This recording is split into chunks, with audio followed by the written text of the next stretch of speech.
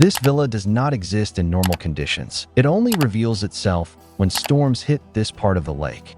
And even then, not completely. Because what you're looking at is an AI-designed brutalist island concept hidden inside a floating tropical formation that behaves like living architecture. From far away, it looks like untouched jungle rock surrounded by mist.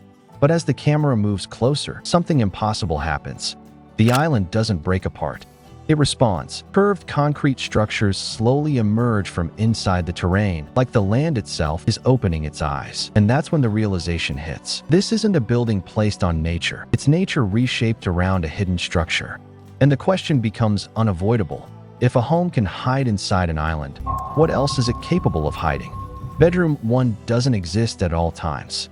It only becomes accessible when lake mist reaches a specific density. When it activates, the floor transforms into a reflective water glass surface, blending the ceiling and horizon into one endless visual layer. You don't just stand in the room, you float inside it visually. Bedroom 2 behaves differently. It stays sealed until humidity rises from the jungle walls. Then, silently, parts of the walls separate, revealing a hidden green terrace that feels like it was never built, only grown into place. And bedroom 3 is the most unsettling, because it doesn't stay still. Its walls subtly adjust based on sound in the environment, making the space feel aware of your presence. Even your breathing seems to affect the room.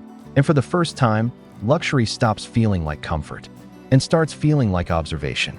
The family room sits at the core of the cliffside structure, but it doesn't behave like a traditional living space. When storms approach, the glass walls slowly curve inward, forming a protective dome around the interior. Not visibly mechanical, just silent movement.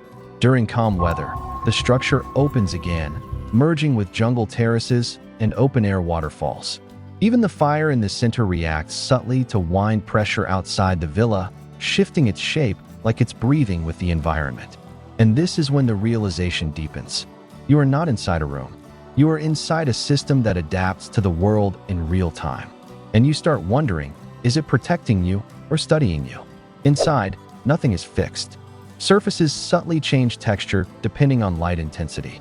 The central atrium continuously guides airflow, pulling mist and humidity through suspended gardens that hang across multiple levels. Lighting is not programmed in a static way. It adjusts based on environmental tone and movement patterns inside the space. Not a motion simulation, but response to presence. And as you move deeper, a pattern becomes clear. Nothing here is designed to remain the same. Everything is designed to react. And slowly, you begin to feel something strange. The villa is not being lived in.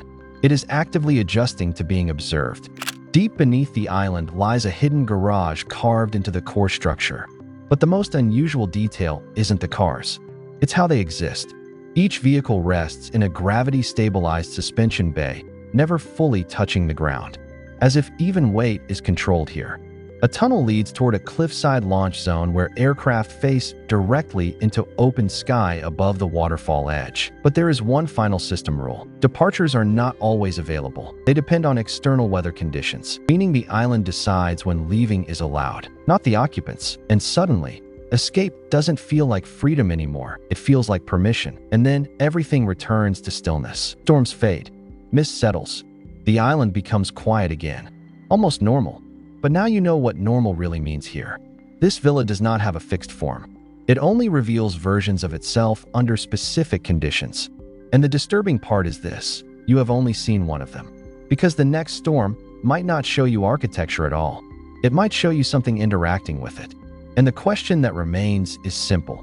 If this place changes every time nature changes, how many versions of it have already existed without you ever knowing?